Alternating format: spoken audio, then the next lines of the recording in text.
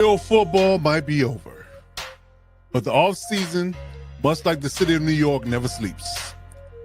We got coaching changes, free agency, the combine, the draft, and tons more action to cover to get ready for the next NFL season.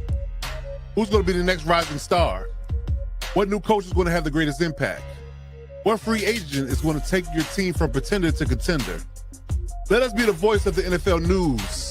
As Coach Mike Dubb, the real AG Alex Givens, young RG Robert Garcia, and yours truly, Coach Defense, break down everything from the NFL offseason right here on the NFL Offseason Blitz. Let's go. I've been to myself, just me lately. I don't need a lot.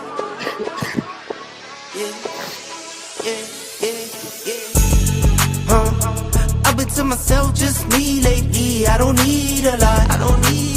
No. Just me and the fam, few friends ain't playing. I don't speak a lot, and I can't stop.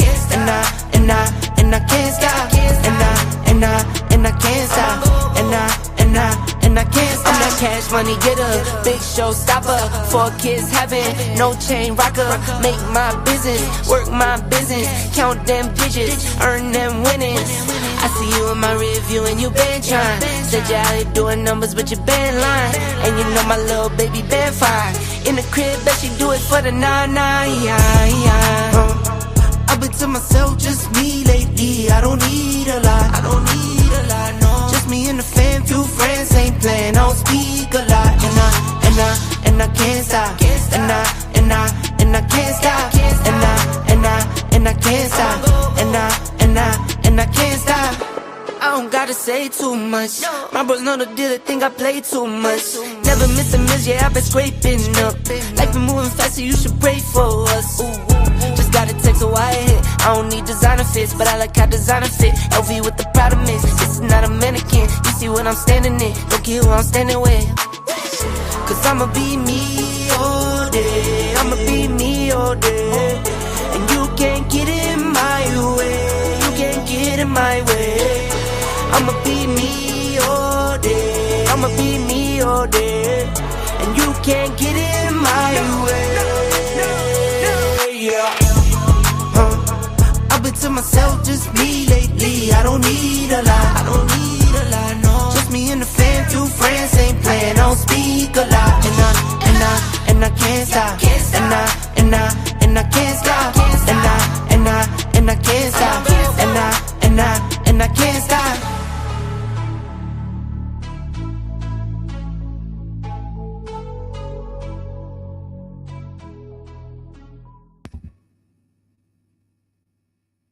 Sports Network.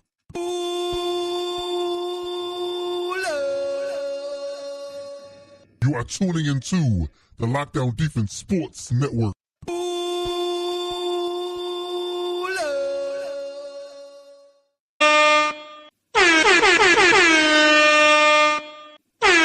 Some people claim that they are all good, but none of them are real. The co-host of the Lightning Fast Fantasy Football Podcast, the trenches guru, Mr. I'm in 10 fantasy leagues and I'm still winning. President of the You Can Hate Me Cause You Ain't Me Chiefs fan club. Give it up for the real AG, Alex Givens.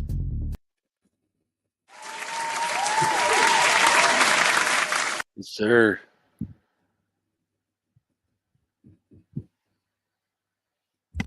Mr. Over Under, King Parlay, the young Padawan himself and card-carrying member of the Boat Gang or Don't Bang fan club, young RG, Robert Garcia is in the building.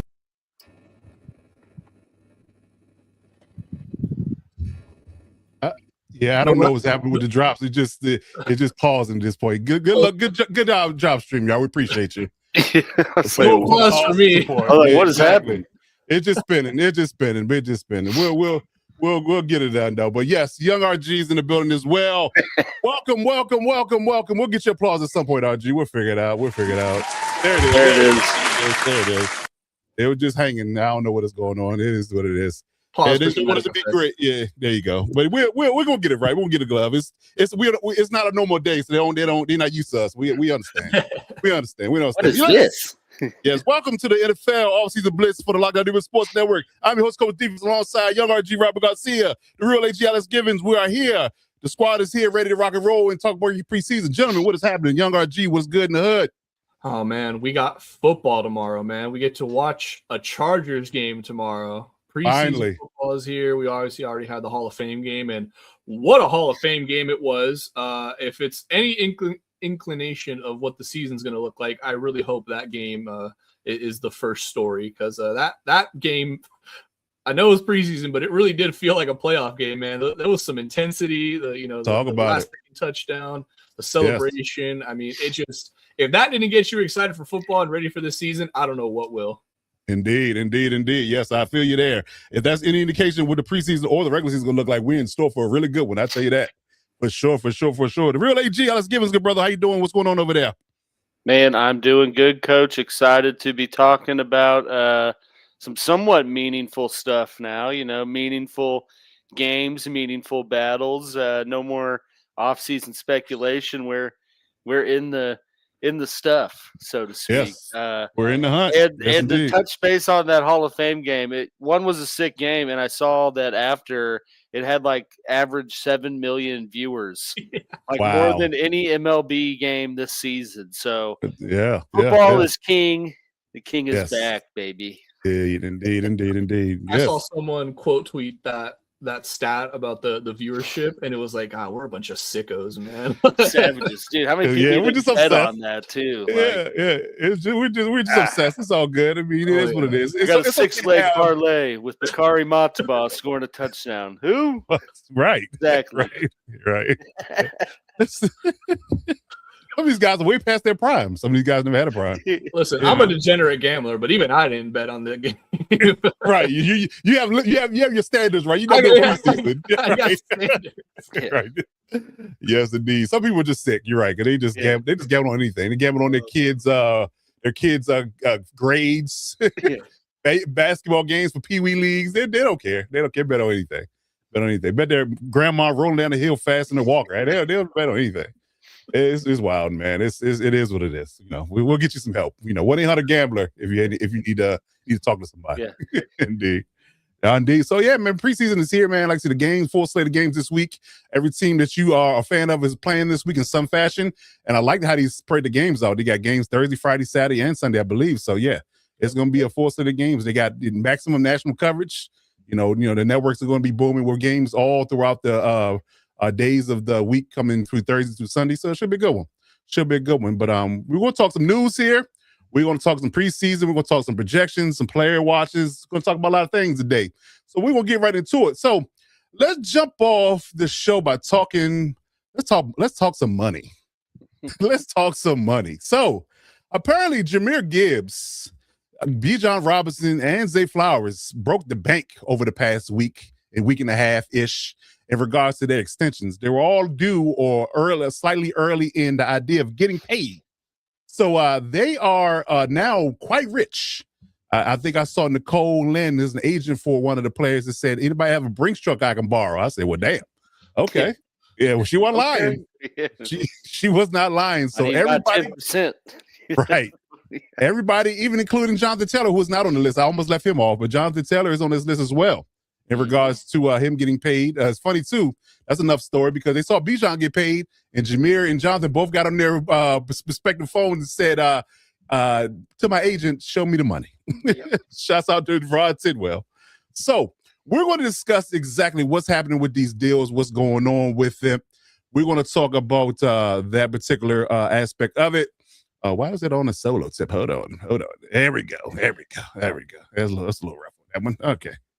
There's another solo. What is going on here? See what I'm saying?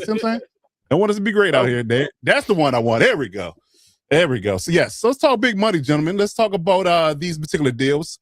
Bijan went first. I think Jonathan went second. Jahmyr went third, and then Zay, flowed in with $100 million guaranteed deal from the Ravens. So let's start with Bijan. Do you think the deal was right on time? Do you think the money was good? Do you think they did right by him? What are your thoughts on the Bijan deal, Alex? Yeah, I think, one, it was right on time because they were the first ones to kind of start the domino effect. Yep. Undoubtedly have to pay the guy. I mean, where they drafted him, what he's been for their team up to this point. And, I mean, just the fact of, how bad last season was, he still led the NFL in scrimmage yards. So you can't really let that just walk out the door. They secured it. We're right to do it early, and saved a little money when you look at the numbers of some other guys. It's not much, sure. but I think in the contract game, just a little bit is a big win. So, indeed. I like it. All right, RG, what you think about this deal? Do you think it was right on time? Do you think it's right on the mark? Do you think he was worth it? What's your opinion on it? Yeah, echoing everything that Alex said, really. They were the only team that got it right and being on time because they were the first to do it. And in an off season where you have multiple running backs, multiple high-profile running backs looking to get paid, a couple of running backs already did get paid in the off season and free agency. You already know that, these guys are going to come for money. So you got to get out ahead of it. And to the Falcons' credit, they were the first ones to get out ahead of it. They're going to get the cheapest contract out of all these running backs that are going to get signed. And obviously in the next season and in the near future as well, that contract in 2 years is going to look like an absolute bargain for a guy that is basically your entire offense in the rushing game, of course, and even in the receiving game. Now they do have Drake London, Kyle Pitts. We already know, how polarizing of a player he is. But for all intents and purposes, Bijan is the offense for the Falcons. And if they're going to be successful in any facet of this league, it's going to be through him. So absolutely, they got it right. They were, again, the only team to get it right because only one team does, and it's the first team. So congrats to them. I like it. Because as a matter of fact, being they have Tua on the cheap deal and Michael Penix on the rookie deal, didn't they lock in Pitts and London as well? Yeah. Yes, sir. I'm not mistaken. Okay. All right, Atlanta. Pretty much signifying that Penix has to work out, or they got to go with some other rookie because they can't be able to pay anyone else. Dude. Yeah, they're not paying no wily veteran. That's for sure. That is for sure. All right, cool. So let's move on to Jonathan Taylor next. What do you think about Jonathan Taylor's deal? There was a slight uptick from what Bijan got. He is slightly older than Bijan. Obviously, Bijan and Jameer are on the younger side of this conversation. So what do you think Bijan deal versus Jonathan Taylor deal was? Do you think Jonathan Taylor was right to get paid when he did? No. Yeah, no, I think that the Colts and Jonathan Taylor, obviously in his right to get his agent on the horn to nudge the team to do something because he has quietly been top 3 back in the NFL pretty much since he's bursting onto the scene. And it sucks that he's in Indy. Otherwise, he'd probably be looked at a little differently. But I think that it was, good for him and good for the team to extend him, secure him pretty much because, they've tethered on with Daniel Jones. They don't have much of future capital for the next couple years to really reset or build. So, the only other way is through with some big contracts and just keeping the core together as long as they can and just see what they can get out of it. So I think right by all sides and kind of crazy, honestly, just given JT's age, that he would kind of get another bag added on to the one he got. But maybe it's a sign of the times of kind of the value of running backs getting looked at a little differently now. Mm-hmm. Okay. All right, RG, what you think about Jonathan Taylor? You think this deal was right on the money? Yeah, just once again, echoing everything that Alex said. Again, for another guy, you want to talk about Bijan being basically that whole offense. Jonathan Taylor is the offense in Indy, and we said that all last season. You stop Jonathan Taylor, that team can really go nowhere, even with Daniel Jones and that magical start to the year they had. We all know that this train and the engine of this train runs through one Jonathan Taylor, and if he's not there, if he's best, then ultimately this team really isn't going to go anywhere. On top of the fact that you're already in a really tough division, 2 other teams in your division made the playoffs last year, of course. Winning division and the Texans not sneaking in, but the Texans getting in a card. The Colts need him by all accounts, and Jonathan Taylor, and to Alex's point, is well within his right to say, "Hey, I've been everything and more that this offense has needed me to be." And I feel like I deserve to be paid among some of these top backs. And, to the Colts' credit, they looked at that and said, you know what? Yeah, you're right. A lot of times teams will be like, no, we just gave you a deal a couple years ago, piss off. And, then you get into the holdouts and then it turns really ugly. But the Colts recognizing it, saying, no, you have been literally the offense for us.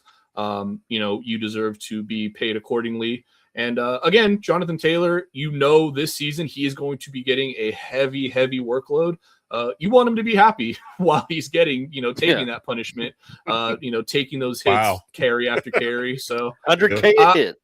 Yeah, I mean, 100K hit is hilarious. Yeah, I'm just saying, if you take those hits a lot easier when you're making more money than you do when you're not a top paid at your position. So yeah, the Colts again, although they didn't get the timing right, I give them a pass because they didn't necessarily need to give him a new deal. But the fact that they saw Atlanta go out and give Bijan, they said, you know what, let's get ahead of this before it really starts to blow up, aka Jahmyr Gibbs. But again, right. Colts credit, they got the deal done, and he's going to be taken care of. He probably will retire a Colt. I think that might be safe to say. Yeah, I think that's a safe bet to say. Yeah, I think when a franchise rewards you like this, he's 27 right now. So a lot of years left. Done but I feel like it's one of those things where it's like, as a player, if the franchise is paying me what I'm worth and not really giving me rebuttal about it later on in my career, I can kind of maybe take a little bit of a pay cut and not feel as bad about it because they took care of me early on. So I think it's just a win for all sides. It's a perfect world. I like it. And not to quote unquote shame the dead, God rest the dead, but it seems that these deals gone much smoother since the late departed Jim Irsay's passed away. They doing business differently in Indy now. Daniel Jones wasn't a haggle over his deal, wasn't a haggle over Jonathan Taylor's money. They paid Alec Pierce an astronomical, ridiculous amount of money, which I still don't agree with. Maybe they went a little bit too ahead of themselves on that one. Yeah, they might have went. Yeah, it might have went a little smart out this whole time too. But I know. And another thing, right? So yeah. So it's like old Papa Irsay passed, and they're like, "Wait, he had how much money?" Right. Right. Like, damn, son, where'd you find this? Damn, son, where'd you find this? Yes, indeed. So yeah, I definitely agree. And it's funny too because I'm always going to be on the side. We'll get to Jahmyr Gibbs and say Flowers in a second, but I'll say it right now. I'm always going to be on the side of players getting their money. The salary cap has gone up astronomically in the last 5 years. We're talking $20 to $30 million per year. And again, we're going to be in the $350, $400 million salary cap. Very here shortly. And I just saw a study today that said the evaluation and the growth and the worth of teams has shot up at 30% over the past calendar year. Wow. So you looking at teams like the Cowboys and the Rams up to upwards of $12 billion in worth now. So if you're making $12 billion, and if anybody that has a job, if your company's making hand over fist money and you're the focal point, you are going to want to get paid top dollar, and that applies to NFL players as well. And honestly, NFL profession is way more rigorous than you sitting at your desk typing on the computer every day. So yeah, I definitely believe that the idea of them getting paid is not something that should be taboo or should be an issue where they think that they're paying people too much money. Because quite frankly, if you look at the bottom line, it's a lot of cash flowing through these teams and them paying these guys over, and it's prorated money. We're not talking about he gave him all that money up front. He just handed them a bag of money and said, here. This money is accrued over time as well. So you're not getting all this money up front. Only the guarantees are what you get. And that's even prorated. So yes, I definitely agree that you should get paid and get paid handsomely if you are the premier back, especially because, we're just 2 years away from the idea of them not wanting to pay running backs at all. Remember that conversation? Yeah. You had it a couple of years ago where they didn't want to pay running backs at all. Now they realize the value, right? Now we're coming full circle. Mm-hmm. So we'll see how this affects running backs down the line, coming up in the next 2 to 3 years. But I'm with you on the Colts, man. They definitely did right because if you look at it like this, if that deal expired in 2 years, that price might be double. Right. And he's still balling. Yeah. You get that from somebody, Right, because he'll be 29 when the deal expires. So yeah, they were smart to get ahead of it. I give him credit for that. Now, will the head coach be there to benefit from it is another question, but we'll get to that. Yeah. We'll get to that. So to round out the trio of running backs, what about Jahmyr Gibbs? How do you think about Jahmyr Gibbs' deal, AG? What do you think that was about? Do you think that he got his money and he being a premier running back there now with David Montgomery being gone? Do you think that was right? Oh, 100%. I mean, they honestly should have been I guess it's damned if you do, damned if you don't, because if it was reversed, we'd be saying the same thing about Bijan. One of them had to be first, but obviously they would have saved a little. But it is kind of crazy in the fact that Jahmyr Gibbs signed last, and then you look at his deal, and it's Bijan was 3 years, 75. 51 guaranteed. His is 3 years, 67.5, 51.5 guaranteed. So they just gave him for being as late in the game as they were, they didn't really lose out too bad. And obviously they had to do that, spending an early first round pick on him, shipping David Montgomery off. I mean, there's nothing else to do. So, it was also worth it in my opinion. And it's cool to just see this offseason, a little changing of the guard with paying the RBs. Okay. All right. Archie, what you got over there about Jahmyr Gibbs? Yeah, as far as Jahmyr Gibbs goes, absolutely worth every penny. Good on him for getting this massive contract, resetting the running back market. He is the top paid running back now, right? I believe so. Yeah. So good on him for getting all that set. He absolutely deserves it. They drafted him top 5. When you draft a player at that high of a position, you want him to be Jahmyr Gibbs, exemplary off the field, fantastic on the field. I mean, he's what you want. And in an offseason, and now this is going to start to turn where I put some blame on the Lions here. On the other side of that coin, you knew you were going to need to sign Jahmyr Gibbs when you already let go of David Montgomery. So why in the hell did you wait until literally every other running back signed before you decided, okay, now let's give him a contract? Now, I preface that by saying this also could very well have been a strategy by the agent saying, we're going to hold off on signing. Let's see how the market plays out. There's a couple of other big pieces out there that we know are going to get signed, and we want to be the top paid running back. So I don't want to give full blame. However, I truly feel like the Lions should have kind of gotten around that by just jumping out way ahead. Boom. As soon as the offseason started, being like, look, here's the offer. You're going to be the highest paid running back. It's not going to be, what was it? What was it? 60 or what is he getting per year? 31, 22 and a half. 22 and a half per year. Maybe 67 and a half overall. 67 and a half overall. Okay. Maybe that looks closer to 20 per year. And, you save yourself a little bit each and every year. But, you waited. And unfortunately, when you wait, you pay. And the Lions definitely had to do that.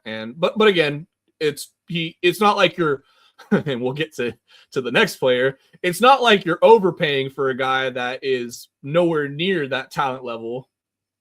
Gibbs is, for all intents and purposes. So good on you for at least not giving it to a guy that didn't deserve it. Okay, fair enough. Yeah. Fair enough. I did look. Gibbs is the highest paid. You'll never $500,000. Not even a mil, like maybe 750,000. Okay. You never guess who 3 or 4 are. Christian McCaffrey. Number 3 is Devon Achane. Number 4 is Jeremiah Love. Jeremiah Love? Because of where he was picked. That contract. Oh, the contract. Oh, his top 5 contract. Yeah, okay. Wow. So he's in the top 5 off in total value. In total value. Yeah, he's 4th highest paid running back in the NFL. Crazy. And he hasn't played a snap. Haven't played it down. I don't tell you the running back position. Too, though. Like, I mean, Achane, I can at least understand. He's the one guy that god awful team didn't trade. They got money. They had the money. Yeah. It's like we gotta have somebody on offense that's gonna put butts I wonder with some of this too, if it was like, the Lions were like not quite sure how much money it would be. So they're like, let's just wait to see if one of these other teams signs Bijan, and puts kind of a mark on where it would go. But I don't know. Yeah, I'm not sure. I mean, the thing with that though is like no matter what, you're gonna have to up it. Oh, it's like so no matter what, like you wait, you pay. If you wait for another team to sign, and the thing is, both of these guys were taken in the same year, right? Yeah, yes. Bijan I think was 4. I think Gibbs was 6 or 7. Oh God, I believe you're correct. Okay, so like I don't know what the thought process. Again, if the agent is like we're holding off, all bets are off, but. If the agent's going to the table saying, I want to get something done, I don't know, as the Lions, how you didn't get something done sooner. Bijan was 8.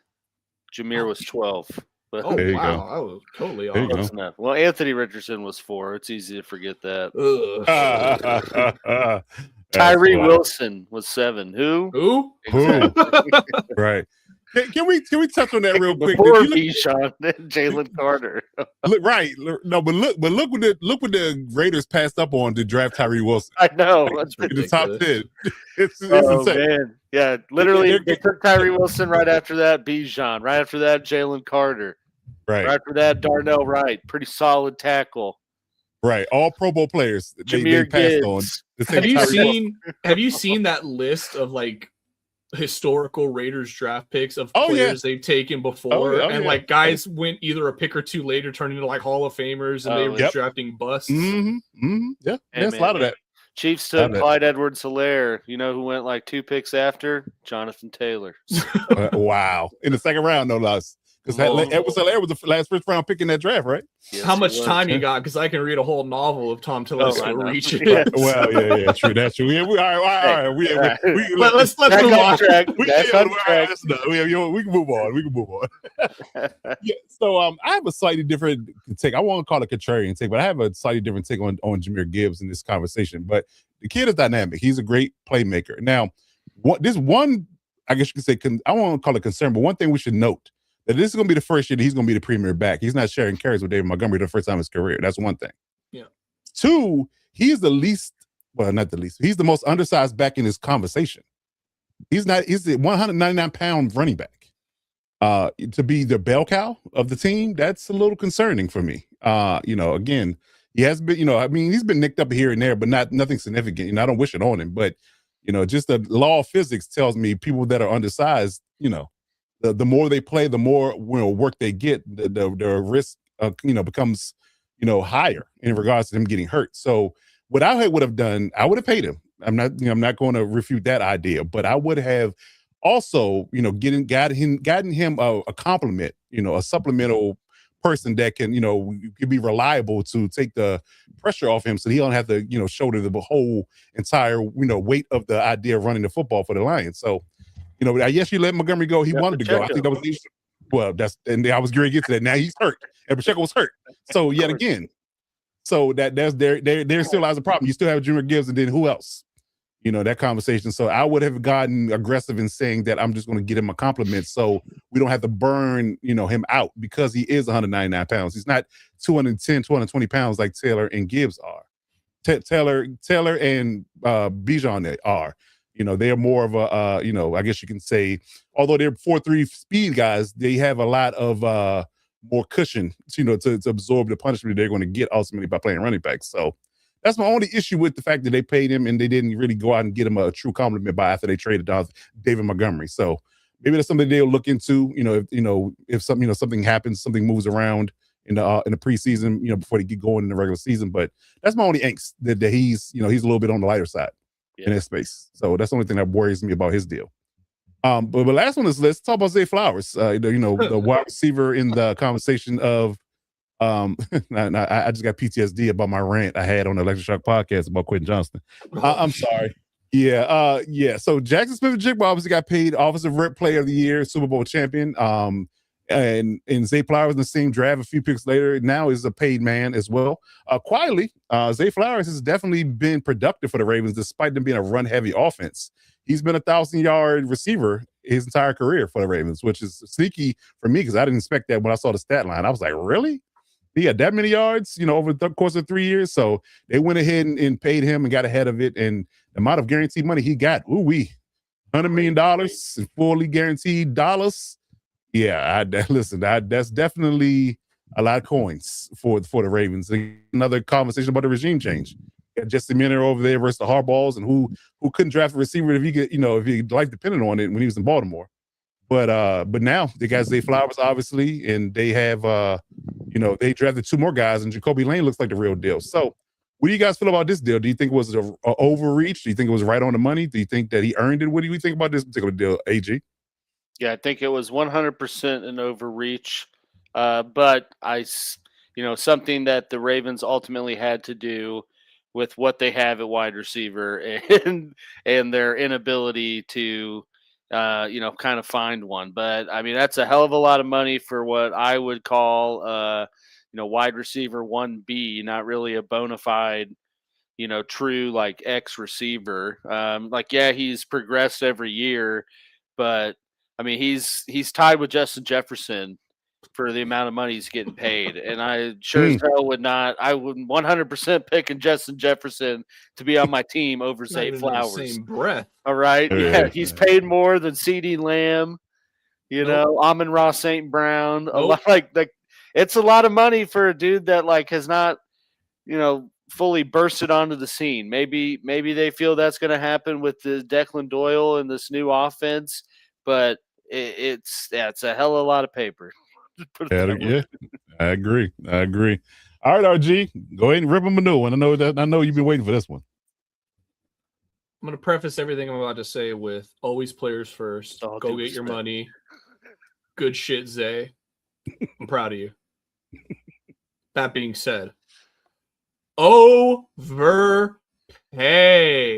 Wow. Ain't no way Zay Flowers should be in the same breath as Justin Jefferson when it comes to how much money these guys should be making. Ain't no way. I love everything he's done. Again, Baltimore, like what AG said, they've had some real curses at wide receiver there in the first round in particular. Rashad Bateman. I'm blanking on the other one right now. Hollywood Brown. Thank you. The list goes on. Zay Flowers has kind of been the one that I wouldn't say, has exceeded expectations, but he's been the best of all the ones they've drafted so far, by far. That's not even close. So in regards to that, he did deserve to get paid. But I mean, for that amount, I mean, you still have Lamar that, is going to want to restructure, get an extension coming up. You just gave another fat stack to Trey Hendrickson, to a guy who's going to be on the wrong side of 30 very soon. I don't know. You just got a defensive head coach and you give out a giant contract to an offensive player who really is not in the conversation of top wide receiver.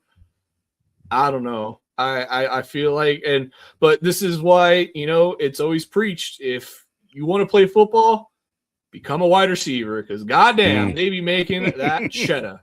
That's and for sure. This is a lot of cheddar for a guy who don't even play in Green Bay. So I'm gonna leave it. I think quarterbacks and wide receivers are in good company when it comes to getting paid. I agree with that. If you're a bigger kid, O-line, tackle. It's true. Yeah, yes. Left tackle specifically. $35 million a year, dude. Yeah, it's crazy. Ridiculous. Yeah, that's crazy. So yeah, good, I think good shit though, Zay. I think they were in a conversation of they were kind of trapped in a sense, and they had the luxury of doing it because of this. Because there are two other receivers that they're going to likely prominently feature are rookies. They went out and got Jacoby Lane, who by all accounts is killing people in practice up to this point. I mean, he's been wowing everybody in the conversation. So you're going to look at it from a perspective that he's going to be an outside X. Elijah Sherrod probably going to be the other outside wide receivers. They're going to primarily work out a slot. Now, to y'all's point, we've never seen a slot receiver, a predominantly slot receiver, get paid at this clip. I mean, you look at the annual APY for these receivers on this list. Jamar Chase, Jackson Smith-Njigba, Justin Jefferson, just to name a few. They're all receivers that can play all multiple positions. They can line up in the slot, outside, X, Y, it doesn't matter. But he's primarily a slot guy. And he's, again, going back to my point about Gibbs, he's a smaller frame guy. So he's going to primarily be a slot guy. He's very shifty, very fast, very elusive. He's a really good route runner. He does it all, but just in a smaller frame, in that conversation. I will argue that his skill set could be on par with a Jamar Chase, but Jamar Chase is just a bigger player, right? And again, he can play on in any side, any position on the field, but Zay is more like a bona fide slot, and kind of scares me for a contract for a guy like Ladd McConkey if he has a good year this year, Archie. Because if Zay getting paid that kind of money, what do you think Ladd going to want? Exactly. But if UJ balls out, you got to pay him. You're gonna let Jacksonville do that one, or nah, he's gonna go to you guys. No. You don't even want him. That's evil on me. Ricky Bobby. I'll say this really, really quick. Last point about the Ravens here. I would have given that money to Tyler Linderbaum and Isaiah Likely. I feel like both of those guys combined are way bigger value than what Zay gives you. You got a point. I mean, tell me I'm not wrong that Tyler Linderbaum is a more important offensive piece than Zay Flowers. Yeah, maybe it's a political move. I mean, you're looking at it from a dynamic playmaker versus I guess you can say a stalwart center, one of the better centers in the league. So it's not sexy, but it's, and again, they kind of righted themselves or kind of make themselves look like geniuses because they did finally go out and get a center very late in the game. And they went out and signed a center finally because they didn't draft one, which was a lot in the draft. They didn't sign Tyler Linderbaum, to a new deal. So they got lucky. Yeah, so they did solidify their center position, but yeah, so now they look like geniuses. But I was worried because I was like, Lamar don't have a center in this conversation. Yeah, I don't know, but now they're fine with it, so we'll see. But yeah, I mean, again, you either, I don't know. I don't know this conversation where you could, potentially have traded him and got, something back for him if you didn't feel like you wanted to pay him. But yeah, it's a lot of money. It's a lot of money. But again, the numbers are the numbers. Again, do you really want to play that game? With people, you can really make people disgruntled and piss them off, and they just really are going to stick to. I think when you draw the line in the sand about a franchise tag, people are going to draw the line in the sand of how much I want to get paid. I'm not going to give you any. I'm not going to give you any deals if you franchise tag me, because now you're playing with my future. But if you give me a long term deal, then I might give you a break. Unless you structure it a certain way. You would this. Well, I mean, you did it. At this point, you might as well have franchise tagged him. Right. It might have been. Well, I wonder what the franchise tag is for wide receivers at this point. It's up there. It's because it's like the average of the. Yeah, so it's probably in the 25 to 30 range. Yeah. I think 28. I think 28. I think that's what George Pickens is making. George Pickens is making 28, I think. So it's about $28 million. So you say you sell $7 million. 27.2. Yeah. So I mean. Yeah. So I feel like this team is a little bit kind of win now. Derrick Henry, if this isn't his last elite season, or if this isn't his last elite season, how many more really truly does he have? One more after this? Yeah. I mean, you need to start thinking about the future in that regard too. Hopefully, there's a running back in the draft that you can pick up to kind of help him out. But we'll see. But yes. Yeah, well, all about getting your money. We're just curious about a slot receiver making $100 million guaranteed. Woo, that's a lot. It's a lot of cheddar cheese. All right, any final thoughts on these, gentlemen? I've said all I needed to say. Indeed. All right, so let's move on down the line. Let's talk about what's next. We got a lot of free agents on the book still that haven't signed with teams. Some really notable names in free agency. Things are trickling out. I think Stephon Diggs finally made himself useful in Washington. We saw Darren Waller just, a few minutes ago before we went live go to the Panthers. But there's still some big time names out here, for guys to be picked up. Taylor Decker is a name that I'm still baffled why he's a free agent. It's a stalwart left tackle for the Lions all those years. I don't know what happened there, but yeah, but he's no longer with the Lions, so he's a free agent. And some people have lost their left tackles already and haven't, I don't get it. But from a free agent perspective, I guess give me one or two guys you think that that will be impact players that could land somewhere on a team that could really move the needle. I'll start with you, AG. Yeah, I won't take the low hanging fruit there. Okay. With old Decker, but I do agree he's probably the most highly touted one that's left. But one I think I put on here, and it's kind of interesting that you brought it up earlier. We were talking about Gibbs, but I think Najee Harris is a guy that's out there that could. Damn it. I mean, I put down either Detroit or Indy, or maybe even Seattle. But Coach brought it up earlier about Detroit. I'm like, oh no, don't tell me they're going to take it. I mean, I put Detroit first, and then Indy or Seattle. But I mean, all three of those are. Places that, Seattle, I mean, they figure out what they have with Price. But, the other ones, they need kind of a running mate with the running back they have. I think the devil's advocate to it, though, is Najee's not a very healthy option. So, who knows what he does if he's even able to provide you that type of benefit for a whole season. But looking at the running backs that are left, he's really the only intriguing one. The others are on the wrong side of a certain age and have just as much, if not more, injury baggage than that. So that's the offensive guy I would note. On the defensive side of the ball, I'm very curious to see where Joey Bosa goes. But I think a team like, Chicago or Detroit, who kind of still need a solidified veteran edge rusher. I mean, he could be the perfect solution to that, a rotational piece that, I mean, he still had 5 sacks last year, and would just help bolster depth. So I think those two, outside of the one you alluded to start the segment, are pretty impactful free agents still out there and are definitely going to sign on somewhere. Okay. All right, RG, what's your second guy? Because I know he took you first. Man, I was gonna give a whole thing about, like, funny you should mention that Gibbs needs someone, a workhorse back, because there's just the guy. No, but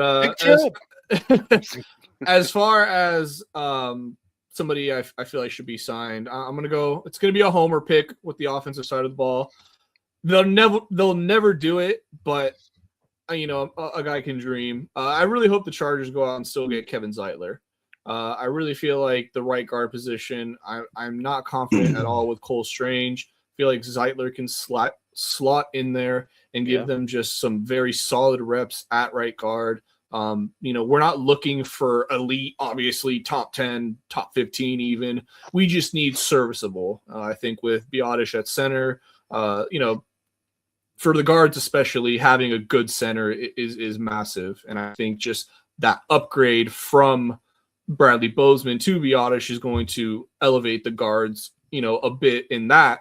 And so to just get some better talent in there, some veterans, guys have been here, done this, know what they need to do. For a win now, I think, a nice 1-year prove it deal, well, not even prove it deal, but just a 1-year rental contract essentially, to just bolster the offensive line even more. I think for a team, like the Chargers, who are obviously looking to make a big push this season, it just makes all the sense in the world. Okay. For the defensive side of the ball, I'm going to go with another veteran, a big-time veteran, in Bobby Wagner. Now, I am this is going to be kind of a weird one, and many people may not agree with this, but I like a homecoming reunion and him to go back to Seattle. I think it's just kind of it's a familiar place, of course, coming off a Super Bowl. They lost a lot of pieces in the offseason. So just, again, reinforcing, and just having that veteran leadership that, Wagner provides. He's still one of the most sure tackler linebackers in the game. And I think, just having, he's going to be extra motivated to be playing for, his original team that, drafted him. So, yeah, I think a nice reunion. It's not going to be an expensive contract by any means. And I think, it's going to the value he will bring in the locker room will far outweigh whatever contract you give him. True. And they're quite young outside of one guy. Ernest Jones, I think, is their starter middle linebacker. But outside of that, they got some young guys in the room that he can, definitely influence and get them, playing at a different level. Just on mentorship alone in that conversation. So I'm not mad at that. That's a pretty good pick. Assuming Bobby still want to play football. I mean, he hadn't right. like that, but he is up in age. So there's a question. They went out and got Sonny Styles, so they no longer need him in Washington, obviously. So yeah, it is what it is. He is the Super Bowl champion, all that in that regard. A really good talent, but he is getting long in the tooth. So, but yeah, I definitely like that. That's a good one for sure.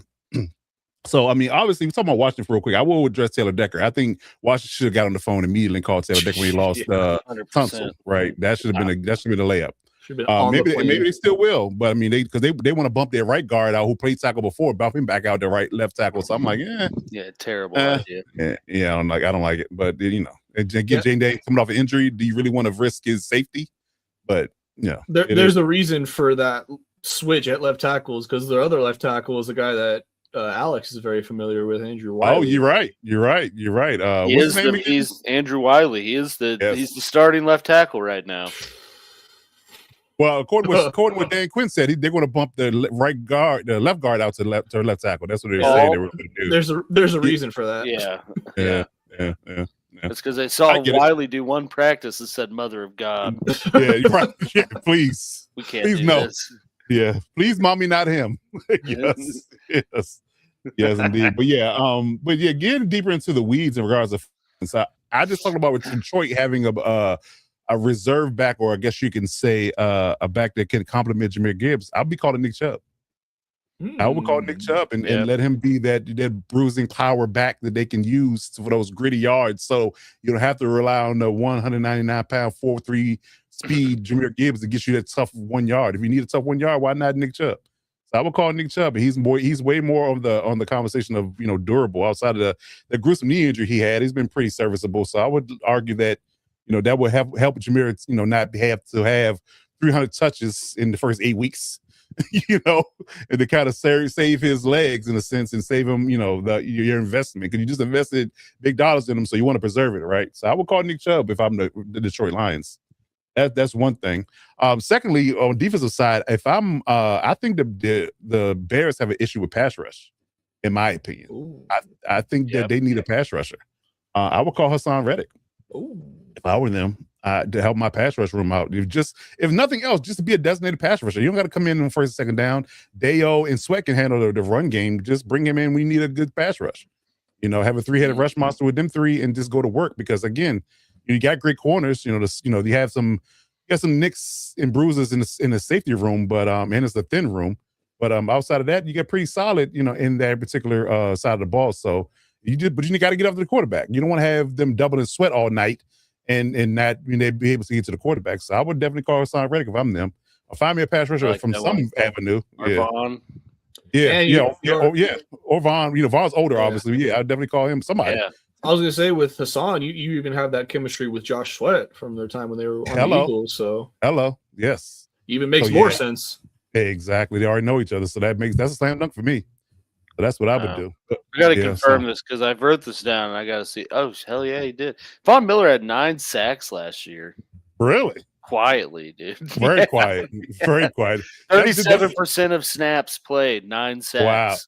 Wow. And that's 37% in snaps and 9 sacks. That is as quiet as Zay Flowers' receiving yards were. Yeah, right? Yeah. Sure, Coach. We should go get Vaughn. Right. Yeah. I didn't know he had that many. That's what I'm saying, dude. I wrote that down and I looked at it again and I'm like, that can't be right. You just sign him and say, Vaughn, don't put your helmet on the third down. That's all we need.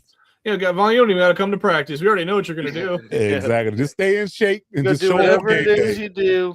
Yeah. Right. Just do whatever you did to Colonel Sanders.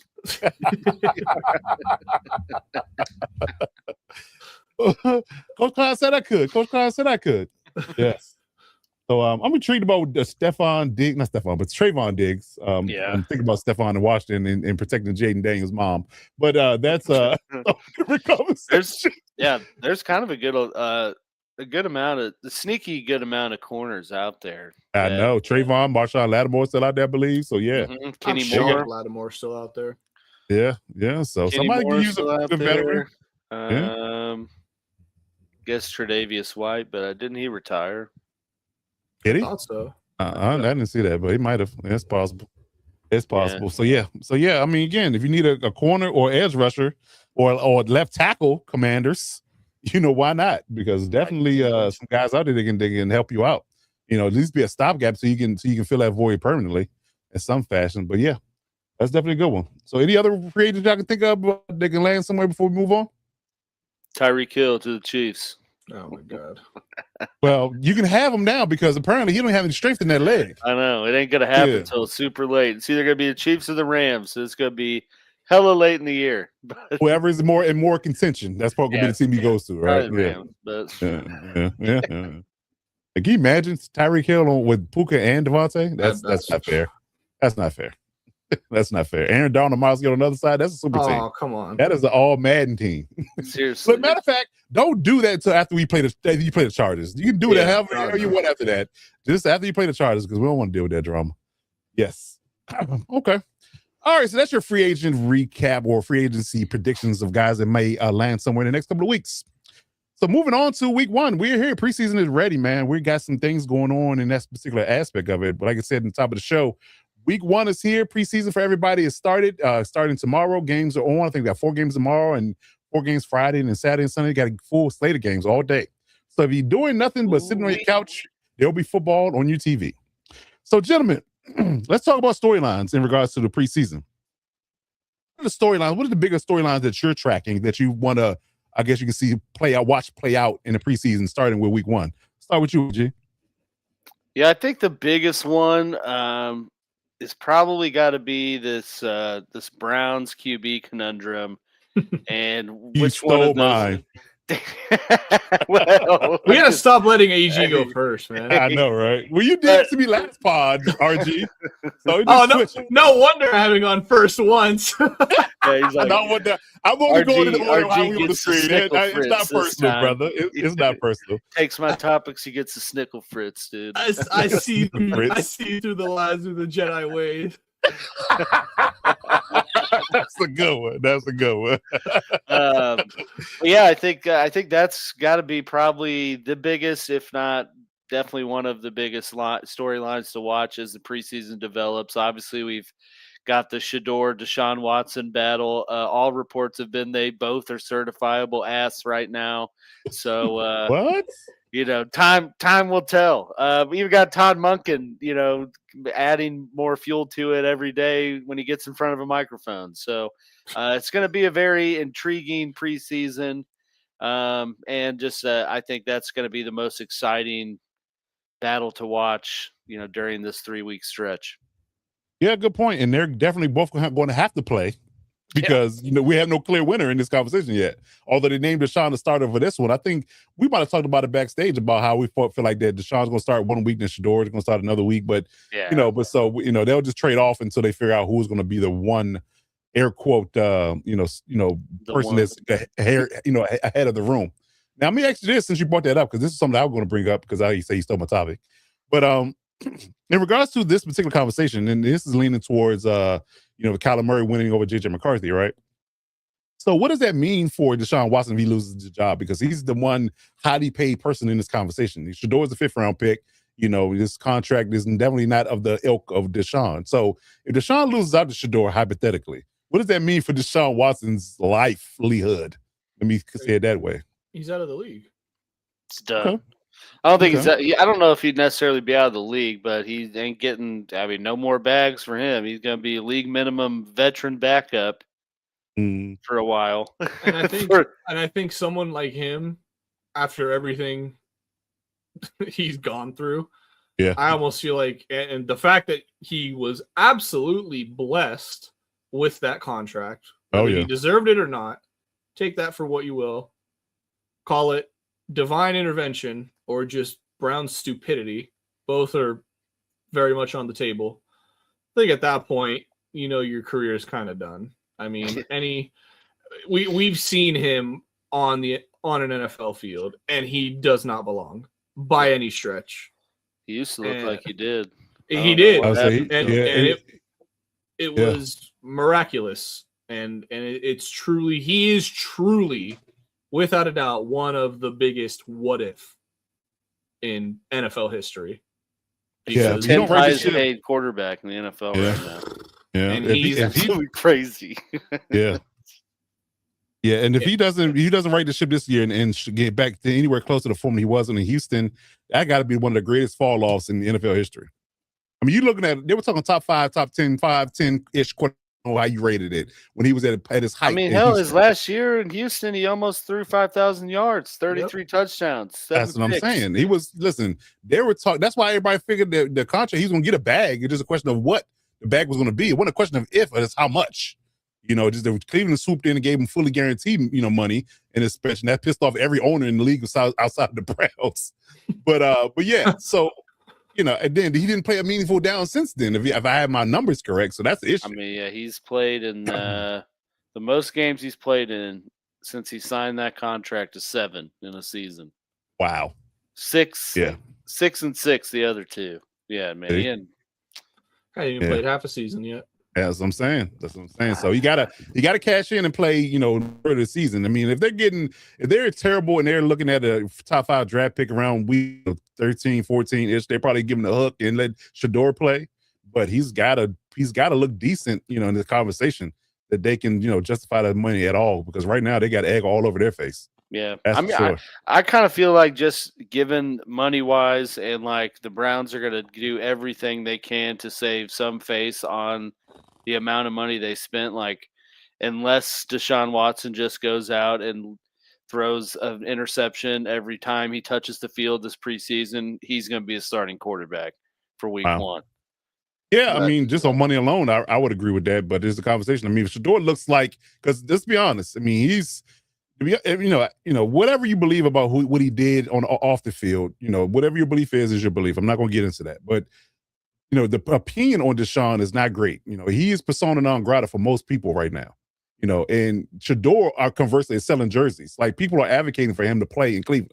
So you got to look at it from that perspective, because if nothing else, if jerseys are found off the shelf, which if Shador is playing, you got to look at it from a business perspective. If he's head and shoulders above Deshaun in play wise, when it comes down to how they look in the preseason, and he's selling jerseys, if you're the man, if you're the owners and the GM for the Browns, and the monkey, from a perspective of being the first time head coach, you got to ride the hot hand, do you not? Not if you're Jimmy Haslam. He's going to Yeah. step in and say, nope, I want that guy to start, and that guy's going to start. Well, that's the thing. He loved Shador last year. Remember, he wanted to push the button on Stefanski taking him. They didn't want it. But like you said, he needs to save some face and somewhat try to justify that contract he gave Watson. You flat out start Shador to start the season. You're already saying that's it. It's over. You admit defeat right off the bat. He's going to at least try to get something out of Watson. He'll start. Book it now. Mark my words. Watson will start the first 6-7 games, and when they're winless in those games, that's when Shador is going to come in. You heard it. I don't know. I think it's a tougher decision. I think it's a tougher decision for my money. I really do. I think that from a perspective of, I guess you can say, what's best for the team and the morale of the team. If people are rallying behind Shador because they're looking at him as the better quarterback, the team, the fans, all that working against you. You've eaten the money up to this point. He's been with them 3 years, and he hadn't played more than 7 games. He hasn't played half the season. He's damn near played he's played one full season of games in the 3 years in the time frame. With him. So what's another year if you're going to be in better conversation? Unless you're already looking at it from a projection that you're trying to air quote tank for whoever's going to be in the draft next year. So I mean, if you already got that on your mind, then it is what it is. So you throw Deshaun out there knowing that he's going to shit the bed, and he obviously going to be a top 5 or top 3 pick in the draft next year. Then it is what it is. But I don't know. But I would think that you could be smart about it because you got Dylan Gabriel behind him, who's even worse than the other two. It's crazy though. I just looked at Dylan Gabriel's stats, and he was kind of way better than Shador. Better percentage wise, had 7 touchdowns to 2 picks. I was like, damn, I think it's just because he's a midget. So well, in that space, I also think he had a little bit of play into it too. Because I don't think Stefanski wanted. It's why the reason why he's gone. Yeah. I don't think Stefanski had any inclination of helping Shador look successful at all. It's why he's not there anymore, because that's that's the owner siding with the quarterback he wanted versus them, the head coach. So. But yeah, again, it's all speculation in my conspiracy brain, but it is what it is. So, but yeah, I think that it's just a conversation. I mean, I would say that if you're going to ride with Deshaun and try to be bad this year, appear to be competitive, but you want to be bad because you want to draft a new quarterback, then you throw Deshaun out there, keep Dylan Gabriel back up, and trade Shador to somebody that's an eating quarterback. That conversation. So, hell, trade him to the Cardinals. See what happens. We'll see. But although Carson Beck looked great last week, so that's a little different animal in that space. But all right, RG, what you got for headlines? Do you got another headline, AG, before I move on to RG? I'll let you guys go, and then I have another. We'll circle back. Yeah. Okay, we'll circle back. All right, RG, what you got? Yeah, so my headline for the first week of preseason is going to be Fernando Mendoza. According to Clint Kubiak, he has reported that Fernando Mendoza is going to get, quote, plenty of playing time in this first preseason game against the Cardinals at home. So by that, I'm expecting at minimum at least the first half or second half, depending on how they want to do it. But judging by what he's saying, I'm going to assume it's probably going to be maybe at least 3 quarters there or something along those lines, 2.5 or something like that. First drive at a halftime, whatever. But I think this is really gonna, we're finally gonna get to see some film of him on an NFL field. Again, it is preseason. It's going up against a lot of second, third team, not really starting caliber guys, but you're going to really start to see how he handles, the pressure and handles being, an NFL player. A lot of guys, that first initial step, trying to overcome that is very difficult. And, to see if he just, we come away from that game and, he looks comfortable out there. He, maybe threw a touchdown or two, ran a little bit, we'll see what he can do. I think that's more or less what you want to see as a Raiders fan. Obviously, if you're a Raiders fan, you want to see him just absolutely ball out. Throw 3 touchdown passes in the first half, just absolutely light it up. But I think you just want to see him be comfortable out there. And this will definitely, play a lot into the Raiders deciding if they want to start him or not for week 1. I've always been on the bus and the train that you're gonna say it. I knew you were gonna say it. Yeah, I'm always gonna say it when it comes to these young quarterbacks on that bus, especially number 1 overall picks. You got to start them immediately. You got to know what you have. This whole waiting thing. If you're gonna take somebody that needs to wait, they don't deserve to be taken in the first round. That's just my opinion. I've always firmly believed that if you're a quarterback being taken in the first round, you should start immediately because you're in a first-round talent. You are expected to start immediately, and you're expected to contribute immediately. Now, obviously, the leeway starts to go the further down the first round you get, but definitely for a first overall pick, that there is no leeway. You need to show immediately that you were the reason you need to show immediately why you were the number 1 overall pick and prove all the haters and the doubters wrong and show the Raiders that they didn't make a mistake. They made the right choice and, the future is bright. So I think it's a preseason game, but there is still a bit of pressure on Mendoza to at least show he's NFL caliber. Okay. I like it. It's funny though, Coach, you asked me if I had one. I shit you not. My second one was how will Mendoza translate in the NFL?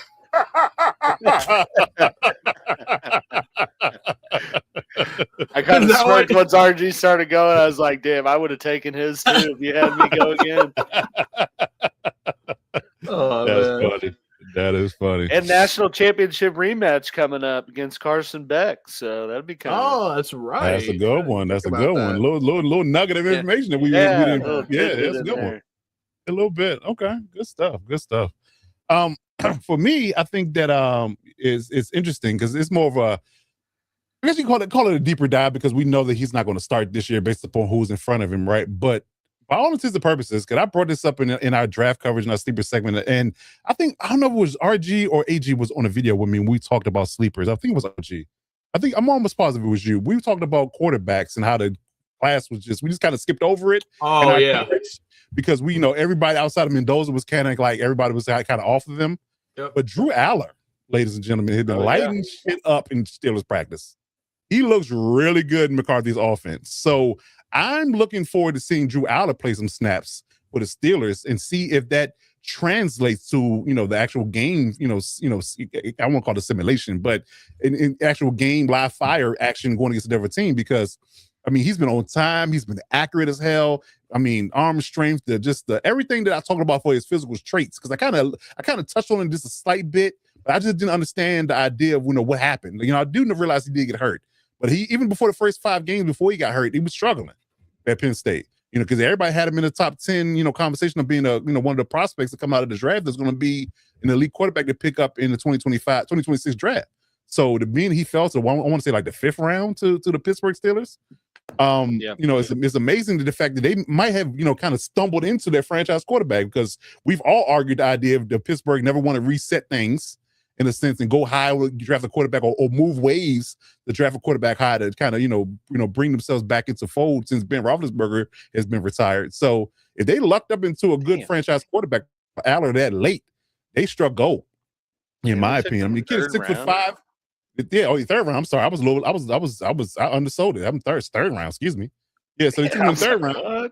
Yeah, so so clearly Mike McCarthy saw something in the kid. He has all the traits. He's mobile, tall, 6'5", has cannon arm, and they kind of poo-poo on his accuracy. But sheesh, I can't tell. All these practice film I've been seeing, he's looked like a monster. So if he lights it up in preseason, man, the Steelers might have stole one. It's just a conversation where you looked at it from. He didn't do much in his last year of college, so people kind of forgot about him. But, all of his purposes, he has all the physical traits to be a good quarterback, but I don't think we're looking at it after the Richardson conversation. I think we might be looking at a franchise guy if he pans out. So we'll see. We'll see. But that's going to be a good one for Mike McCarthy to kind of hang his hat on if he hit that mark. So I'm looking to, lean on that particular storyline for the preseason. So we want to get anybody got any secondary ones they want to address? I got one more if y'all don't have any. Yeah, I was going to say, I've kind of talked about, I know we've talked about this situation as a whole, but I think it's going to be interesting, especially in week 1, but through the preseason, just to see how the, Eagles offensive philosophy is going to look with Sean Mannion calling plays, a guy who, as I pointed out a couple weeks ago, was on the Seahawks active roster in 2023. So he's quite literally fresh off the field into the booth. And we all know the turmoil with the Eagles OC, the Eagles offense. Like I said a couple weeks ago, they've kind of been trying to rebuild things on the fly while also, depleting some pretty big assets in their game. So it's going to be interesting. Obviously Saquon and Devontae Smith and Jalen Hurts are not playing that much in the preseason, but we're at least going to get a look of, what Mannion likes to do in terms of setting things up. Is he a big RPO guy? How are they going to do that stuff? And how is it going to differentiate from some of the crap we've seen from the Eagles offense, the past few seasons? I like that. That's a good one. RG, got any more? I got one more if you don't have any. No, yeah, go for it. Okay. I think that the Saints intrigue me. Is Tyler Shuck going to play in the preseason? Chris Olave, Jordan Tyson, who he drafted, that in that particular offense, Kellen Moore in the second year. I think that could be a really sneaky team. If they start to show a few things from a progression standpoint from Tyler Shuck, man, they might have struck one too. We didn't give Tyler Shuck much of a shot at being, a franchise guy, but he played decent in the back end of last year. If that continues or he progresses, he's really comfortable in his office now because he spent a whole year with Kellen Moore. So that could be a storyline too. I think that it'd be right to play him just a little bit, just to kind of keep him, in trending in that direction. But yeah, I'm looking to see what the Saints look like on offense, especially, man. I think it's going to be a interesting conversation with them in that division because, we don't know what the Bucs going to be like. The Panthers, to me, is the favorite, but they keep getting injured left and right. They keep losing players, so we don't know. And we Atlanta is a wild card too. We don't even know who the damn quarterback's going to be at this point. So it's wide open. It really is wide open. And if you're not careful and the Saints play well, you would argue they got the least drama. They got the least amount of drama right now. If they can get a decent amount of play out of their quarterback, then it could strike gold. It could win it. You can imagine them being the division winners this year. That'd be crazy. That would be wild. I'll make a quick point too to kind of support both your takes here regarding Sean Mannion and the Saints. Talking about how these quarterbacks just retire and quickly they're already promoted offensive coordinators. Just to name a few, obviously Sean Mannion, David Blau for the Commanders. Yep. And then Kellen Moore, of course, is the head coach. Davis Webb.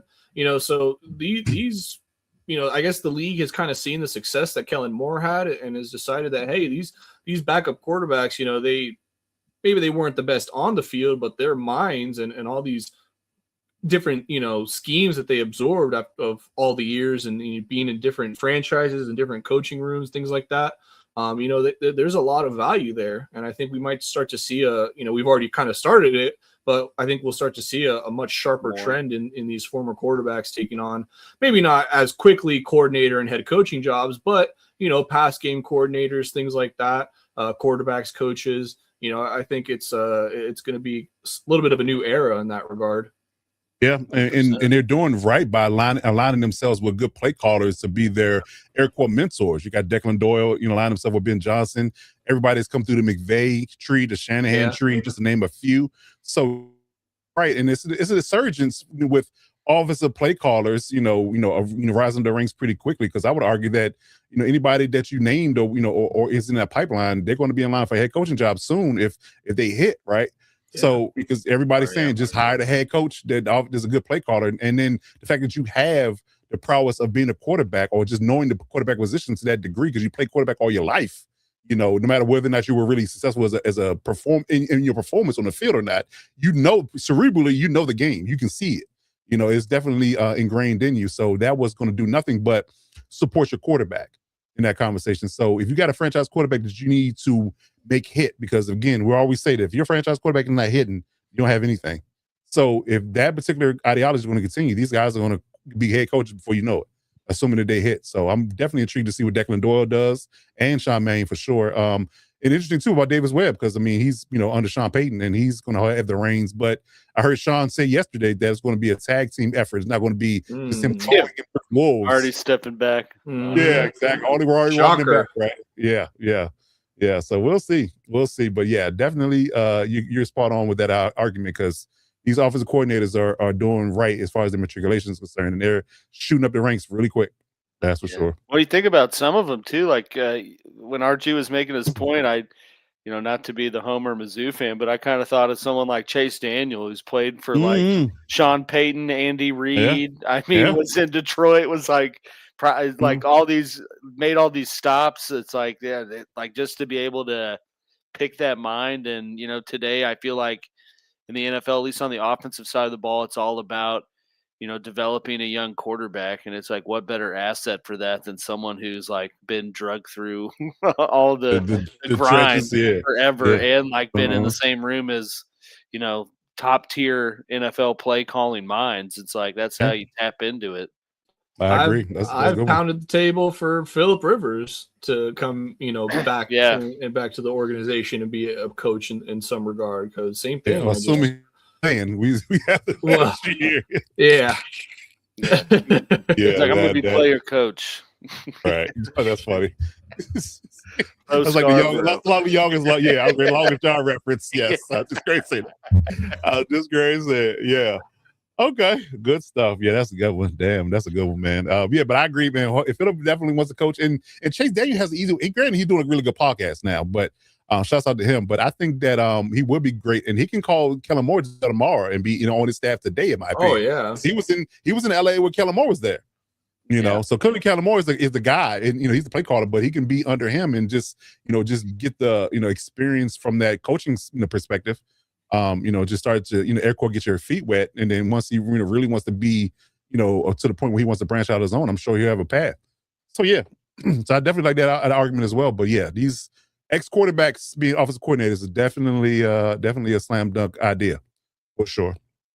All right. Anything else before we move on, gentlemen? Nope. All righty. So lastly, let's talk about breakout performers in this particular season, in preseason especially. So, guys that are in their first year, second year, maybe even third year in this space that are, kind of on the precipice of stardom, right?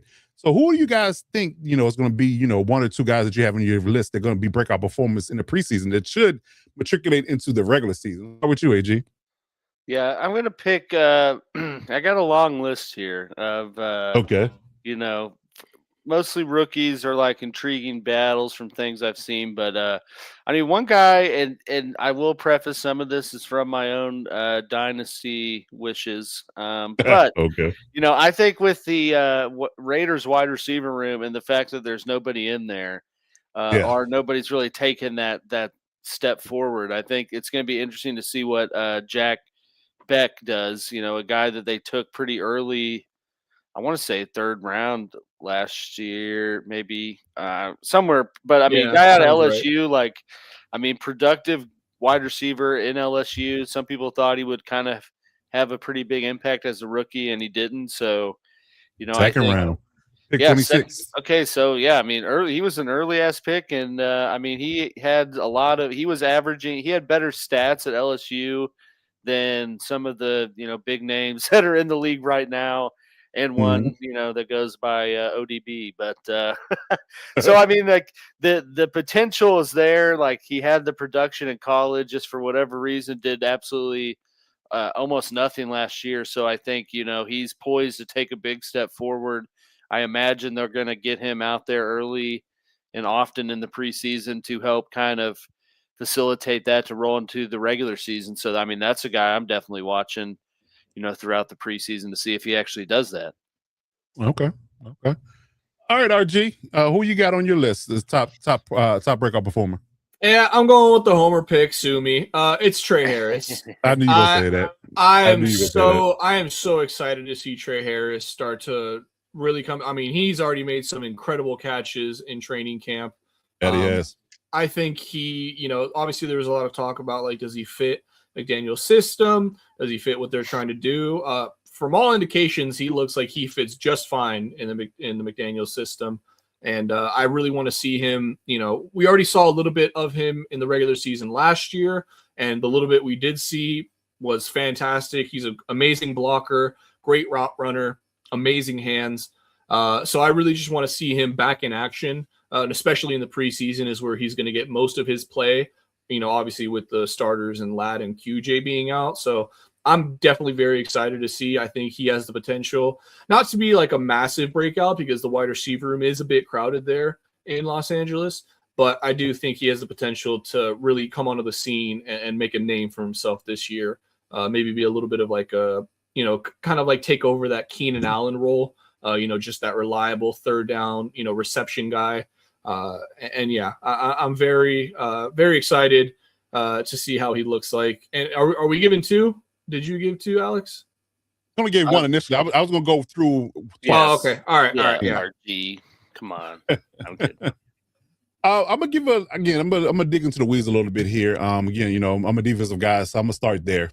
I'm actually intrigued to see what Mike Green looks like in Jesse Miller's off defense. I think that with them having Trey Henderson on one side, Mike Green coming in to play the other edge position for the Ravens, I think that with Trey Henderson being the focal point, he could have a sneaky good, second year as a Raven.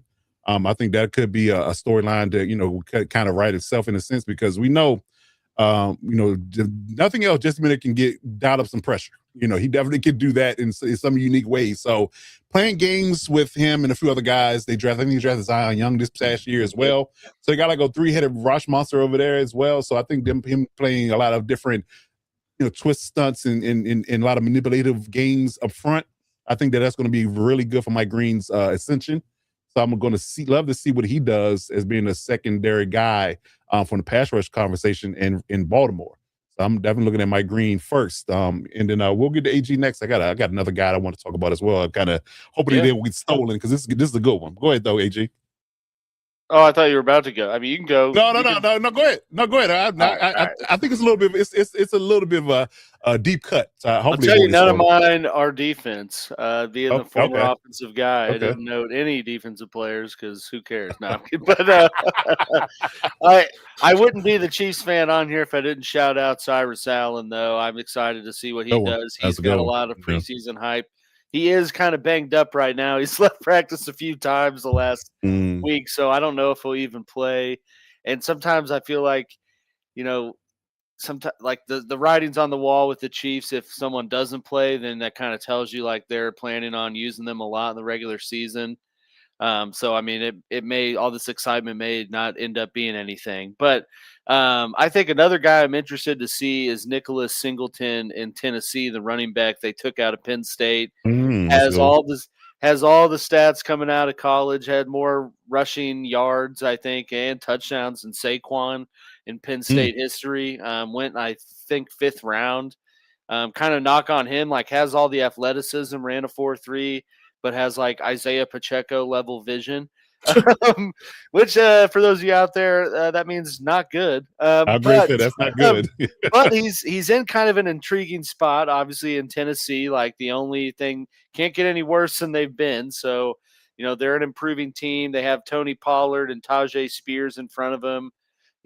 Veteran guys, but I mean, I wouldn't say really either one of them has like solidified a name for themselves in the league. So, I mean, he's the type of guy I think that's going to get a lot of work because he's RB3, RB4 right now. So he's going to get a lot of preseason work. And I think if he seizes that opportunity and does something with it, he has the chance to kind of, hedge his way into some carries when it matters in the regular season in that offense. Okay. That's a good one. I like that. All right, RG, what you got over there for his secondary guy? Well, first, I'd like to say that my dynasty team hopes that Alex is correct in that. Yeah, there we go. I did take Singleton in my fantasy draft. Yeah, I also have Jacoby Lane, believe it or not. So Another good pickup. Smart man. Feeling pretty good about. He didn't get drafted in any of my rookie drafts that I did. He was like a waiver wire pickup. Oh shit! Wow. That's shocking. Actually, Might have struck gold. How many rounds do you do for your rookie draft? Well, let's see. I'm in Three? three. One does 4, but I do 4. But okay, so all right, maybe that's a little bit more understandable. But either way, getting a little off track, going into the dynasty now, man. You turn this into a fantasy podcast. Right. As far, I'm going to go with a little bit more of an obvious pick, but I'm just very excited to see how he looks like, and that's going to be David Bailey for the New York Jets. Oh, pardon that. Oh. The height, it's he's already kind of like turned heads in training camp. The coaches are obviously praising his pass rush ability. So the Jets are just looking for anything at this point to root for. So I'm sure they're going to be keeping a close eye on their, first overall pick. So I'm definitely excited to see what he looks like and to see, kind of how he balls out. Throwing a little bit of a homer pick in there. Honorable mention. I'm very excited to see Nadame Tucker in the preseason. And That's a good one. He's been tearing it up in training camp. So I'm very excited to see him go up against some other NFL talent. Okay. Good stuff. Yeah, I did want to get the obvious one out of the way first because I think I mentioned this before, and I did want to give them credit, for them what they did as far as the regime change going in Tennessee. I really want to see what Cam Ward's going to look like in this upcoming season with that with Brian Daboll coaching him. That is clearly, and I won't call it low hanging fruit, but it's definitely something people should watch because they could be a sneaky good team. Because I think if you look at both South divisions, I think the Tennessee Titans and the Saints both could be feisty teams this 100%. Year. In a conversation where if you're not having an off day, you're gonna mess around and lose to those teams, and you're not expecting it, right? You had them, pinned on your schedule as a winnable game.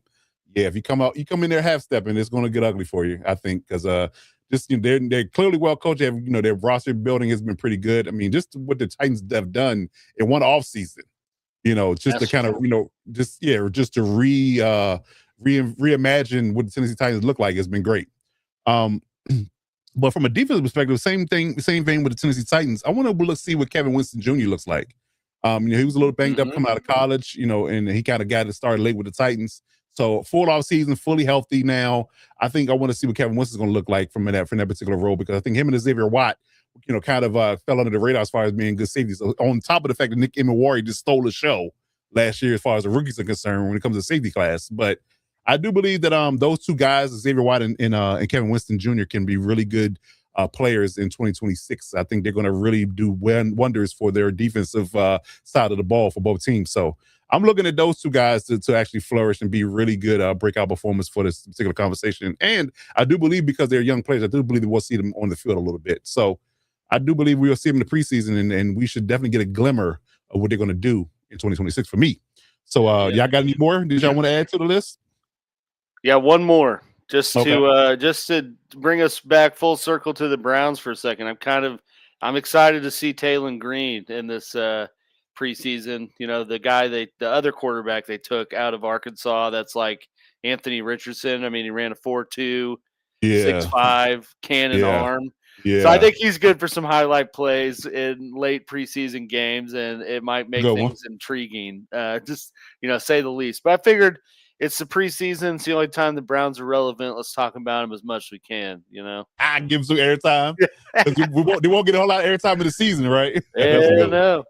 That's a good one. Okay. All right. Good stuff. RG, you got any more? Nope. I got my picks in. Okay. One last note before we wrap this up.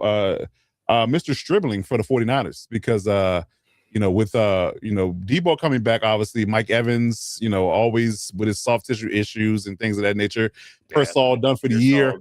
I think, and they're not saying as much. They're not gushing over Stribling as much as they're gushing over Lane, but they're saying that the Stribling has been really good in practice as well. So we'll get DK to confirm that for us. But I think that he could be sneaky good for this Shanahan offense as well. I mean, big target. He can literally justify them taking him in the first pick in the second round, by playing well in the preseason and they let it fold over to the to the regular season, because if Mike Evans is on the field, he's going to be the focal point. So he's going to get a lot of one-on-one attention, and that's could benefit him in being, maybe in the conversation of Rookie of the Year. So we'll see what Dejon Stribling does for the 49ers. Looking to see that. Huh? The substation doesn't get to him. Hopefully he doesn't claim another body. Have you guys seen the substation Twitter account? Yeah. It has a Twitter account? What? Yes. I didn't know that. Oh my God. Dude, and like a week or so, it was a week or two ago, they were talking about the injuries with the Niners on one of the major networks, we'll put it that way. And they brought a tweet from that substation on. And they were like, can we confirm that this is a parody? That's funny. Like they thought it was like the actual, and I'm like, dog, it is 100% a parody because it was like, yeah. Damn. It's bad, man, when something like a substation has an alternate online identity that's trolling your team. Maybe, The last big post they had was one of the Niners news outlets was like, there's a high level of confidence that George Kittle will be ready to play week 1 versus the Rams. And they're just quote tweeting it. They're like, we'll see. Oh, wow. Savage, dude. Savage. I swear I've seen one that it was like, it listed like 5 players out and it quoted with like the Thanos gif with him getting all the stones. I am inevitable. Yeah. Yeah. Oh, that's funny. That is funny. Dude. Yeah, that's when Twitter is fun. Yeah. That's when Twitter is fun. That's the Twitter we all know and love. Indeed. Have y'all seen the shots of the substation in the horizon on the field? Yes. Dude, it's super close to the field. Like that, you might want to take a look at that. In all honesty, it's almost like ominous at this point. Like it's just such a eyesore in the back. It really is. I've seen pictures showing how the trees have died around it, have over time have gotten radiation. Smaller and yes, that's crazy. It's almost like the owner was like, "It's going to cost me how much to build it on this field with nothing around?" Like. Yeah, just put it next to the substation. That's fine. Wow. I could save $4 million doing this. Yeah. That's crazy. That's crazy. And I still don't get why Mike Evans, if that's the thing, if Mike Evans had injury history with his legs. Why the hell would he go there? Exactly. Exactly. And Christian Kirk. Yeah. Yeah, both of them injury prone. And they both got Qs next to them already. So. They already do. And we only 2 weeks in the camp. How about that? Crazy, right? Crazy. Okay, gentlemen. Well, that's good stuff. Any other breakout performers did you want to touch on before we get up out of here? Nah, man. I'll cover mine. All right. So, ladies and gentlemen, that's going to do it for our breakout performers of 2026. So, let us know in the comments who you have for your breakout performers, and we'll get back to you in short order, man. All righty, so that's going to do it for us. If you're looking for the Lockdown Defense Sports Network, we can now be found on Patreon. We have a Patreon page that has exclusive only NFL content that's on this Patreon. It is exclusive to that particular channel. If you sign up today, you get a 7-day free trial. You can check out all our exclusive content. You get everything for 7 days to see exactly what you're getting. There's a wonderful interview on there with Jason. Oh my God, why am I blanking on his name? Jason Reed, ESPN writer, senior writer for ESPN. There's a great interview of that on there and a bunch of other things on it. You get our YouTube content early before anybody has access to it, at least 12 hours in advance, and a bunch of other things, exclusive shows that we do only on Patreon. So check that out and subscribe the day before it is too late. But as always, if you're looking for Lockdown Defense Sports Network and need space and need time, we can be found on all social media platforms. Hit that subscribe button to support our podcast movement. Follow us on social media for all NFL, all 32. We can be found on Twitter, Instagram, TikTok, Twitch for live shows, and Gmail. So please get at us for all things pro football. But in the meantime, in between time, young RG, good brother, take us out of here. Oh, my bad. Was I supposed to go? Come on, bro. Was that the signal? Yes. Sorry. Just do it again. Young RG, good brother, take us on out of here. You got to do one thing and one thing well. You got to step up. Step up. All right. To lock it down. There it is. We will see you guys next time. Peace.